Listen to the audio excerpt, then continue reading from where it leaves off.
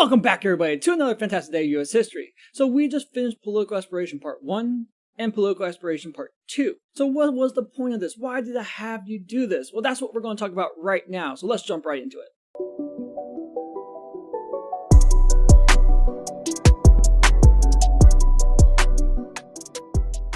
So Political Aspiration Week. These are the slides that I would have been going over with you throughout this whole process. So the goal is to become more aware of our own values and apply this knowledge by freely choosing positions and political topics or support political candidates based on our individual values. So the objective to this was to discover your own values, test out current political leanings, explore different political topics, and reevaluate your original test through an argumentative response. And that's what I had you guys do. So one of the first things we had to do was explore what affects our values, and I had you guys list that all down. What affects what you believe in? What are the different factors, and how strong does each factor influence you? And then from there, I didn't give you a choice. It was black and white, straight black and white. You had liberals and conservatives, and I gave you the definitions of both, and you had to be placed on one or the other. There's no in-betweens. You had to choose one. And probably a lot of you guys were like, oh, this is hard. I believe in some conservative, some liberal.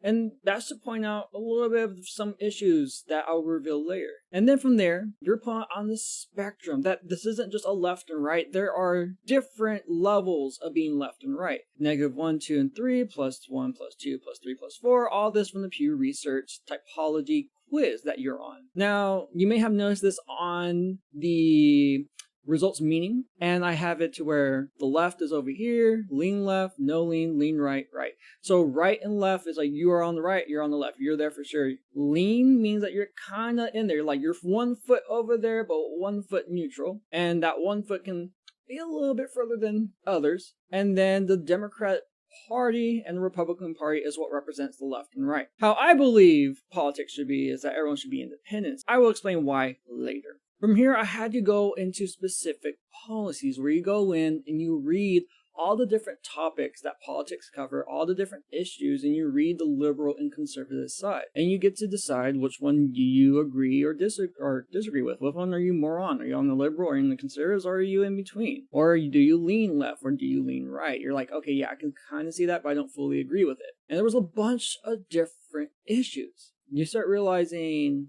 oh, it's not as simple as me being left or right. And that's kind of the idea. That was my hope. You start realizing it's not as simple that I am left or I'm right. There are many things I may be liberal and there's many things I may be conservative. And so this is where I was hoping the idea will come in that you'll be able to express this change, this new understanding, and comment on whether or not just having one line to represent all of our politics is effective.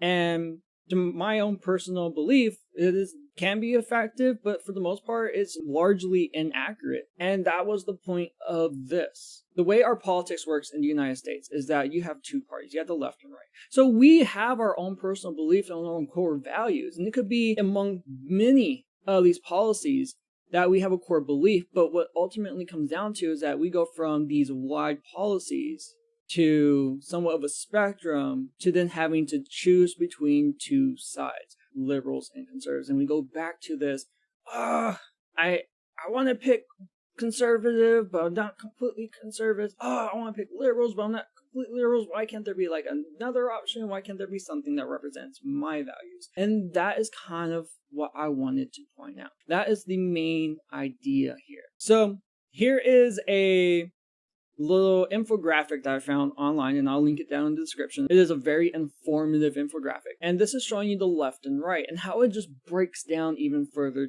to these different beliefs. So as you start over here on the left, it says left government. The further you go left, you have the parties, you have Democrats, Labor, communism. So Democrats is a little bit left, Labor is further to the left, communism is to the far left. And on the right, you have Republican to conservative to nationalist on the far right. Communism and nationalism are on the far right, but don't think of it like a straight line. Think of it like a circle in terms of action, because eventually both parties will lead to the same result, which is total government control, and it's never a good thing. So on the liberal side, over here it says liberal progressives, you have equality, idealism, so like the best possible outcome, the best hopes, Egalitarian, meaning that everything's equal, looks to the future, progressive in nature. They focus on society, personal freedom, workers, fair trade. Government interferes with social lives in society, and their economy is regulated economy, business, and industry, tax, and spend. But on the other side, because it's the right, is the opposite of the left, it's going to be the opposite of that. You have conservative, traditional, equity, pragmatism, meritocracy. So pragmatism means what is realistic, baby steps. Meritocracy is the idea of you're rewarded for your hard work. So the work you put in is the result you'll get back. Looks to the past, always looking to the tradition, and its conservative nature, always trying to preserve what has always been. So they focus on individual economic freedom, employers, free trade. And the government does not interfere with society or social lives. So they want deregulated economy, business, and industry. Don't tax and spend.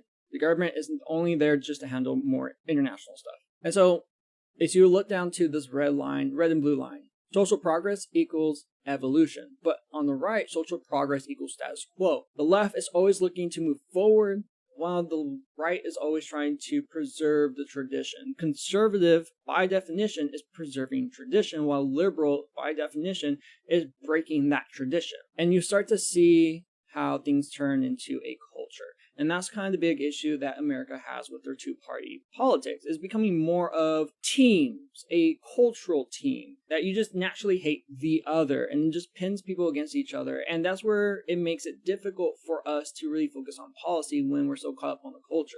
And I think the beliefs of these cultures is kind of like the big cultural identifiers. So as you were to go to the beliefs on the right, it says theistic, organized, conventional.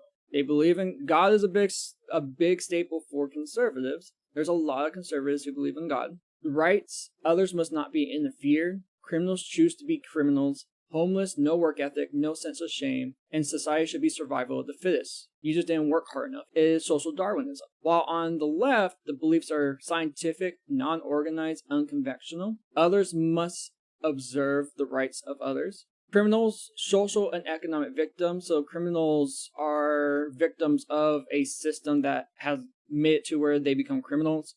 And homeless are downtrodden victims of the system. Again, the system is what's preventing people from reaching their potential. And their society belief is one for all and all for one. So again, you have two different ideologies, and it is a cultural thing in America. And that's where it makes us, the individual, have what I believe kind of like an identity crisis. Because as we saw with our political policies, there's just a bunch of policies, and you can't just pick a team to represent all the policies because you are liberal on some and you're conservative on others. But the system has put us in this situation where we have to pick a side, and we have to naturally not like the other side. And it's become so cultural, so sports team, tribalist type mentality to hate the other, where we don't realize, hey, maybe we all agree on the same thing, but because we're on the other side, it's not the same. So what does that mean for you, though? What does that mean if you are liberal on one side, but the culture you're around, maybe your family is conservative? It makes it harder for you to really communicate those ideologies and feel like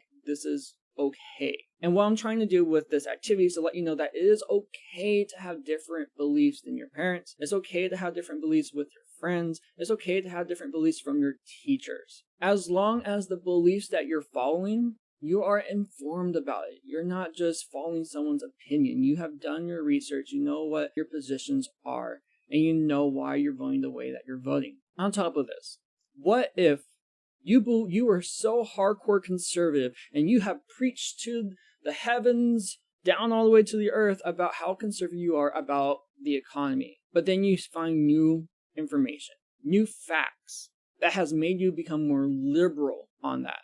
Are you a hypocrite?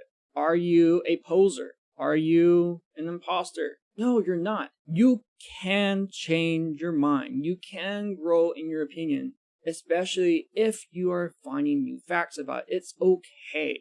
And that's what I want you to take away from this. It's okay to change your opinions over time, especially if you're receiving new information. Yes, I used to believe this one thing because I had certain information that made me believe it, but I came across different information now, newer information that showed I was wrong.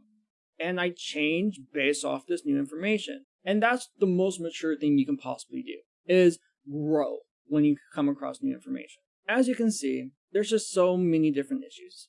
And you can't be 100% on one side, but ultimately, we are being forced to go from a nuanced, complex situation to a non-nuanced system, Republican, Democrat. And once you understand this, you start to realize kind of why both parties have their issues, because ultimately they're both working to gain your vote. All right, there you have it. So that is the so what, the explanation, the takeaway for the political aspiration. You kind of need to do the political aspiration before you go to the media bias, because the media bias, you need to know the politics involved in order to be able to point it out. Now, I hope this also enlightens you, makes you feel a little bit more comfortable with your own identity about politics, because if you ever had that personal identity struggle with politics, even changing your ideology and beliefs because of it, the issue comes from the fact that politics is nuance, but we don't treat it as nuance. We try to stuff it into a two-team party. You have Republicans and Democrats. And it's okay to believe in something different. And it's okay to change your belief based off new information. So don't ever feel ashamed about it. And if you ever need someone to talk about it, if you need someone to support you, you know I'm always here for you. So with that being said, I hope you have a great rest of the day, and I'll see you next time.